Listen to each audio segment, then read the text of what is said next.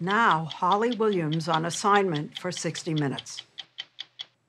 The names Auschwitz, Bergen-Belsen and Buchenwald are infamous as the scene of atrocities, concentration camps run by Adolf Hitler's notorious SS. But what you may be surprised to learn, as we were, is that 2 Nazi concentration camps were established on British soil, in the Channel Islands, around 80 miles from the British mainland. The islands lie just off the coast of France, became possessions of the English crown around 1,000 years ago, and were occupied by Germany for nearly 5 years during World War II. Even in the United Kingdom, many people don't know about the camps, and as we discovered, exactly what happened there is hotly disputed. The story will continue in a moment. It's pretty well hidden, isn't it? Yeah, it's all overgrown. If you didn't know how to get here, you wouldn't easily stumble across it. And this was a sort of back entrance. There's not much left of the Third Reich's Lager Sylt concentration camp. On the windswept island of Alderney, about 3 miles long and 1.5 wide, nature is gradually swallowing up its crumbling concrete walls. And the camp's up here. These take you straight into the camp. Marcus Roberts is an Oxford-educated amateur historian who runs heritage tours. He spent years researching this forgotten chapter in British history. So undoubtedly, if you wanted to put a pin on the map, you could say this is where the Holocaust happened on British sovereign territory. When Germany invaded France in 1940, the British government calculated that the Channel Islands had no strategic value and gave them up without a fight. Nearly all of the residents of Alderney decided to evacuate before the German troops arrived. On the empty island, the Germans set up 2 concentration camps as well as labour camps. They brought in prisoners of war and forced labourers to build giant fortifications that still survive today. Part of Hitler's Atlantic Wall to protect against Allied attack. A minority of them were Jewish. Others were from Russia, Ukraine, Poland and Spain. I understand this was called the Tunnel of Death. Yes, it was notorious in the memory of prisoners. On 2 occasions they were forced to cram in here in an apparent rehearsal for their own death. After the war, in 1945, the British military investigated the camps and put the death toll on Alderney in the low hundreds. Some of those who lost their lives were buried under this plot of land. But Marcus Roberts and others argue that more than 10,000 must have died on the island based on controversial calculations about the size of the labour force needed to build the fortifications. Roberts told us it's because he's Jewish that he's determined to count all of the dead. There's the Jewish instinct to, leave no one behind. You're trying to make sure that all the Jewish dead are counted? Remembered.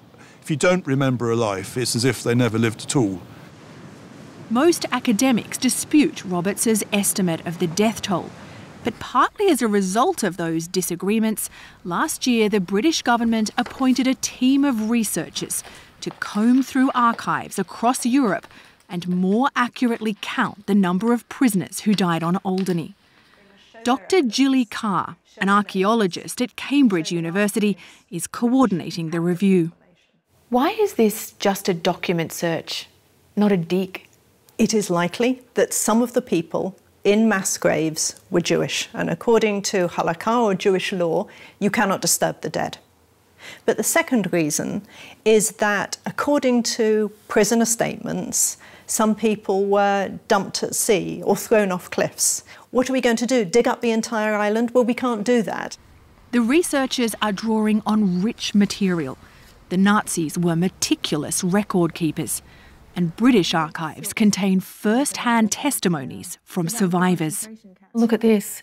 We were beaten with everything they could lay their hands on, with sticks, spades, pickaxes. It sounds absolutely ghastly. On certain days, 5 to 6, Up to 10 men died.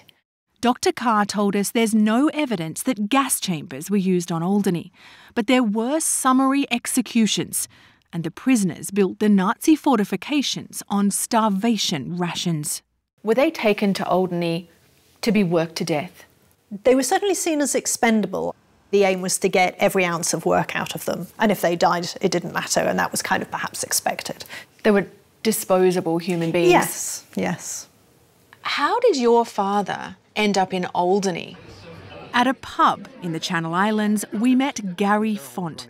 His father, Francisco Font, fought on the losing side in the Spanish Civil War, was arrested in France, handed over to the Germans, and sent to a concentration camp on Alderney. Francisco survived and later married a British woman, Gary's mother. He witnessed the execution of a young Soviet boy who decided to leave the working detail and to change his footwear. So he decided to pick up these paper bags and wrap them round his feet and then tie them with string. And a SS guard had seen him do this and walked up to him and shot him point blank range. Gary told us his father's experiences left him scarred. I saw the emotion on his face.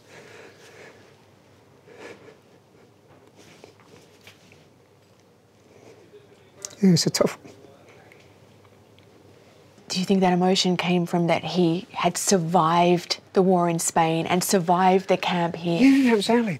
It was the first time I realised, wow, you know, this man has a deep-rooted emotion inside him that he could never get out. The British government's effort to get the truth out by recounting the dead was commissioned by Lord Pickles. Sir Eric Pickles! A former cabinet minister and now the UK's envoy for post-Holocaust issues. The figures vary, not by a few hundred, not by a few thousand, but by tens of thousands. So it was the controversy that prompted you to commission the review? Yes. It seemed to me that the sensible thing was, well, OK, let's do this in the open, let's do it fully transparent. He's also asked the researchers to put names to as many of those killed as they can. If you remember them as individuals, then it's another blow against Hitler. Hitler wanted to eradicate the memory of people. So this is kind of an ongoing fight against Hitler and his ideas. Hitler's evil hand still continues to affect Europe and to affect the world. But it's taken nearly 80 years for the British government to re-examine what happened on Alderney and to make its report public. The official British investigations in 1945 were classified for decades. And unlike the trials of Nazi officials in Nuremberg, the British authorities failed to prosecute a single German officer who worked on Alderney, even though many of them ended up in British prisoner of war camps. I mean, just to be clear, these are possible war criminals. The British government has gathered evidence against them, and they are in British custody. Yes, they are at this point, yes. A sort of slam dunk case. You'd have thought. That's led Marcus Roberts and others to claim that the British government tried to cover up the extent of the atrocities on Alderney. Dr. Carr told us that could be true, but one key document from the British War Office investigation that may explain why there were no prosecutions is missing. It could have been shredded decades ago as part of what do we need these files for anymore. But could it also have been shredded for more nefarious purposes? I have no idea. In order for me to say there was a cover-up, I want to see the decisions taken, I want to look through those steps and to make up my own mind. Why might the British government have tried to cover up or whitewash what happened on Alderney and maybe more broadly on the Channel Islands? There are some things that happened that might not that the British government might not necessarily have wanted a wider audience to know about.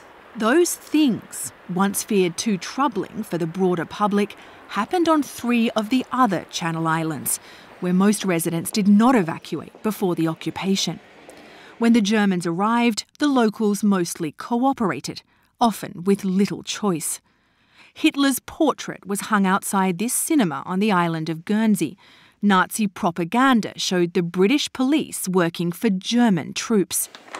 And British newspapers on the islands printed orders from Berlin. This is a British newspaper, and it's got the swastika on top. That's right. At the official archives on the island of Jersey, Linda Romerell showed us how British officials implemented Nazi policies, asking Jewish residents to identify themselves and then confiscating their assets. There was a huge amount of requisitioning of people's houses, people's property during the occupation period.